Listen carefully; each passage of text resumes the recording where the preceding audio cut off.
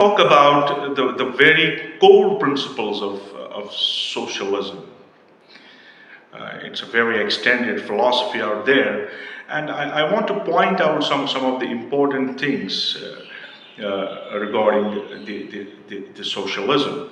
So to start with, I would like to say that socialism is an economic and political philosophy that advocates for collective ownership and control of the means of production, distribution, and exchange. It seeks to create a more equitable and just society by minimizing economic inequalities and ensuring that the resources are used for the benefit of all members of the community. Socialism stands in contrast to capitalism, which emphasizes private ownership and market-driven decisions. There are variations in being implementing socialism in different societies. So I would like to point out some of the important things like collective ownership. In socialistic economies, major industries, resources, and infrastructures are owned and managed collectively by the state or the community. This collective ownership aims to prevent the concentration of wealth and power in the hands of few individuals or corporations. For example, in Cuba, industries such as healthcare, education, and telecommunication are predominantly state owned. Now, equitable distribution. Socialism seeks to redistribute wealth and resources to reduce economic disparities between individuals. This often involves progressive taxation and welfare programs that provide essential services to all citizens. For example, in Sweden, Norway, they have implemented welfare programs to ensure a high level of social and economic equality. Now, social safety nets. Now, socialistic systems prioritize the provisions of basic needs such as healthcare, education, housing, and social services as rights rather than communities. These services are typically funded through public funds and are intended to be accessible to all citizens regardless of their socio-economic status. For instance, in France, universal health care coverage is a fundamental aspect of the socialistic model. Now, democratic planning, while socialism aims for collective decision making, different socialistic economies employ varying degrees of central planning and democratic control. Some socialistic countries have experimented with work self-management and participation in decision-making processes. Yugoslavia, during its socialistic period, is an example where enterprises were managed by workers' councils. There should be reduction of exploitation. So socialism seeks to minimize the exploitation of labor by ensuring fair wages, safe working conditions, and worker rights. The goal is to prioritize human dignity over profits. For example, in early years of Soviet Union, efforts were made to improve working conditions for laborers, although this was often compromised by other political factors. Now, common good over profits. In a socialistic economy, the focus is on meeting the needs of the entire society rather than maximizing individual or corporate profits. Economic decisions are made with a goal of improving the well-being of all citizens. Cuba, its emphasis on education and healthcare is an example of such kind of action. Elimination of extreme poverty. Socialism aims to eradicate extreme poverty by providing a basic standard of living for all citizens. This includes access to food, shelter, and education.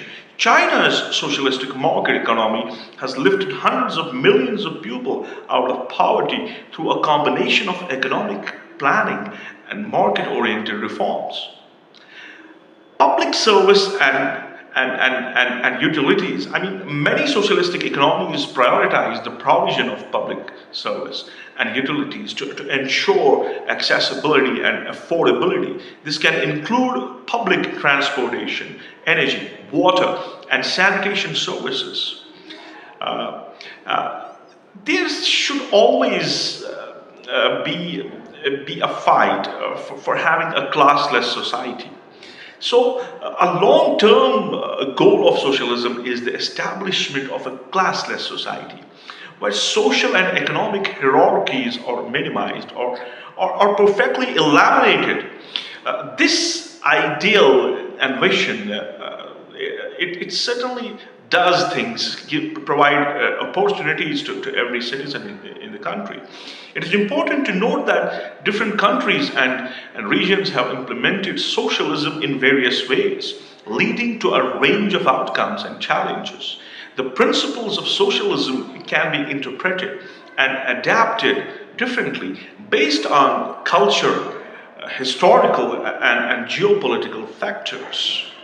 Now, at the same time, I want to make a simplistic way of saying about socialism. I mean, socialism is a way of organizing a society where things like factories, farms, and important resources are owned and controlled by whole community rather than by just a few rich people.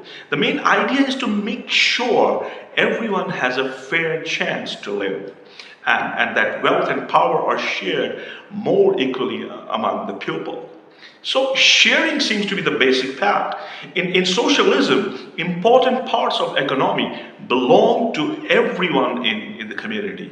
This helps prevent a few individuals or companies from having too much control over everything.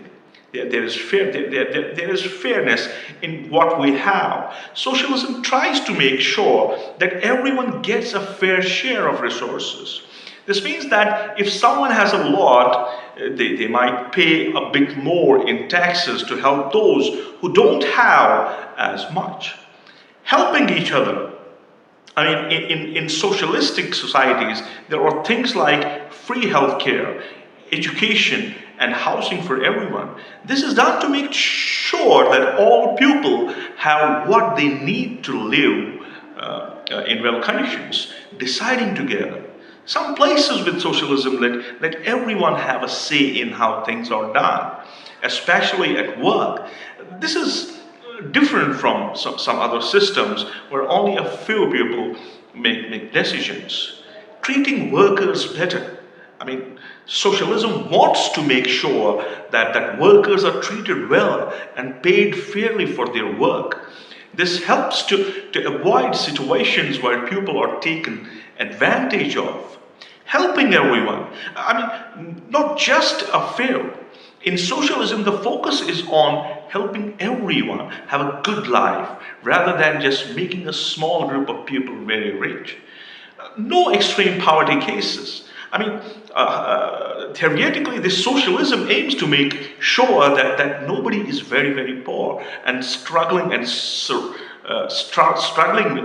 some problems. Services for everyone. Socialistic countries often provide things like buses, energy, and clean water to everyone. This helps make these things available to everyone, not just a few who can afford them.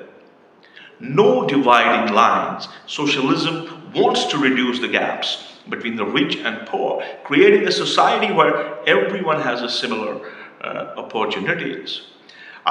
Remember, I mean, different places do socialism in different ways, and it can work out in different ways or face challenges based on where it is practiced and how